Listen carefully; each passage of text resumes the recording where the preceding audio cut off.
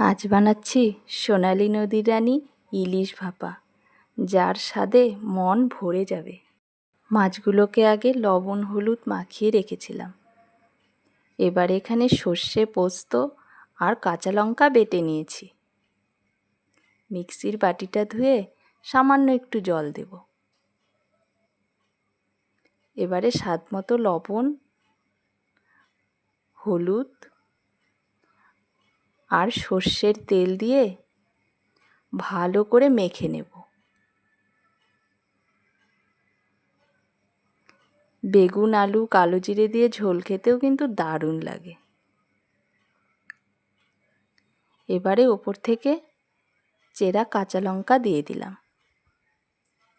এবারে ঢাকনা লাগিয়ে কড়াইয়ে জল বসিয়ে উপরে একটা স্ট্যান্ড দিয়ে তার উপরে বাটিটাকে বসিয়ে দিলাম।